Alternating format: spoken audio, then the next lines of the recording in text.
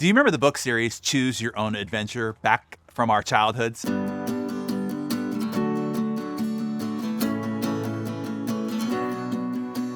Each story was written from a second-person point of view, and you, or I, the reader, assumed the role of the protagonist, the hero of the story. And the choices that we made along the narrative way determined the hero's actions and then ultimately the plot's outcome.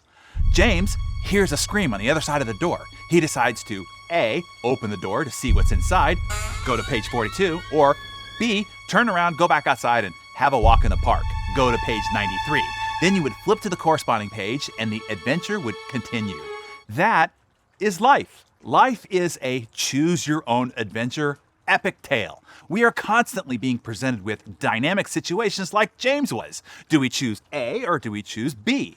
The simple choice in that moment seems inconsequential, but it immediately alters the trajectory and outcomes of your life from that moment forward. The original idea of the Choose Your Own Adventure series emerged when a dad, Edward Packard, was thinking up bedtime stories for his daughters. Each of them clamored for a different ending to his invented stories. So his daughters loved his Choose Your Own Adventure stories so much that he decided to start writing them down. Well, in 1969, he passed a manuscript of his first Choose Your Own Adventure book to a friend of a friend who worked as a William Morris literary agent. The agent read it, thought it was great, and he said, "I would be surprised if there were no takers for this."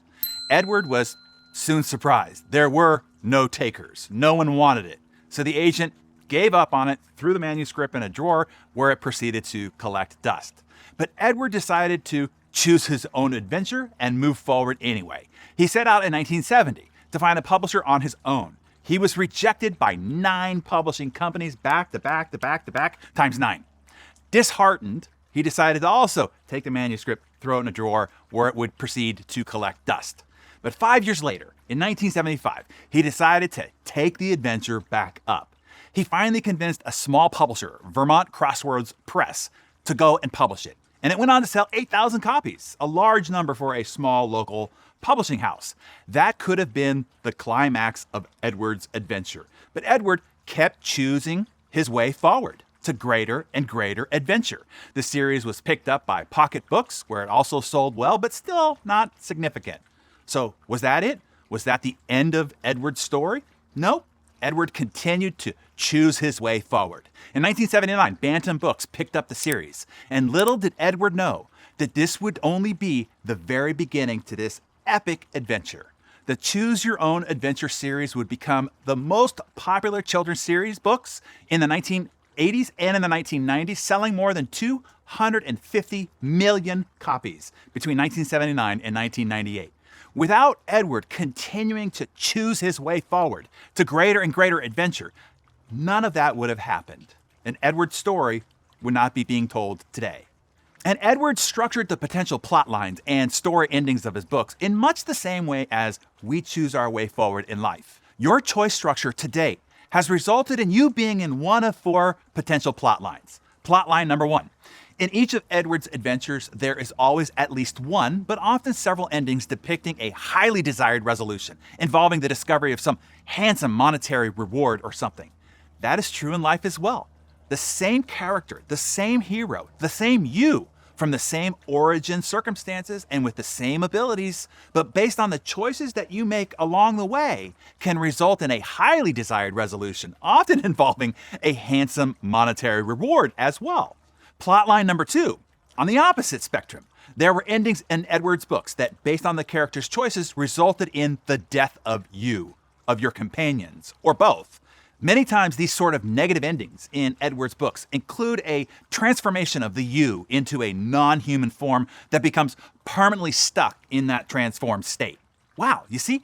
That is like a good portion of our population right now. Their choices have resulted in the death of their you, of their inner hero, and they have become permanently stuck in that transformed state of complacency and complaint.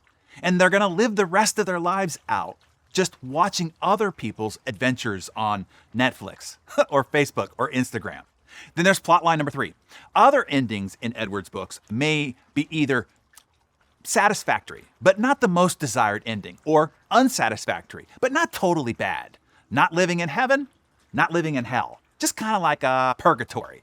That might be where you are in your adventure right now. You're doing okay, probably better than most, maybe even better than your siblings, maybe even better than those that you graduated high school with, maybe even better than most of the people in your office or in your industry. It's not satisfactory. It's not totally bad either, but you know it is nowhere near what you are really capable of. And it is certainly not the most desired outcome of your hero's story. Then there's plotline number 4. Another life parallel Edward baked into his epic adventures is occasionally a particular set of choices the reader would make would throw them into a loop where they repeatedly reach the same page over and over. They got stuck. This has happened to many people's lives too. Their choices allows their life to become just monotonous, the same, a doldrum, like Groundhog's Day every day. Their life lacks adventure altogether. They're just stuck in a rut. So in Edward's books, at that point, the reader's only option is to restart, to jumpstart the adventure all over again.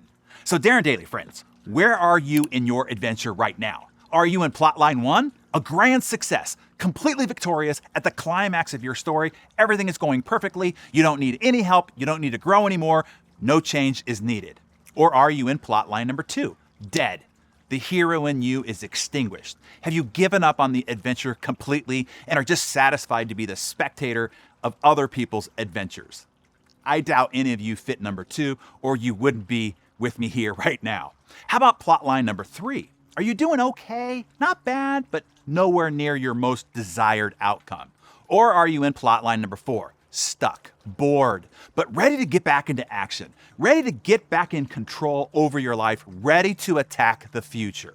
Don't just be a protagonist in your life story. Make the choice to jumpstart yourself, to rise up and become the hero of your adventure, the adventure of your choosing. If you enjoyed this Darren Daily on YouTube, be sure to subscribe to Darren Daily by clicking the button on the screen. There you will find a new video every workday to give you one tip or idea to jumpstart your day. Subscriptions are absolutely free of charge. All that I ask is that you like and share this video. Thanks, and I'll see you right back here on Monday.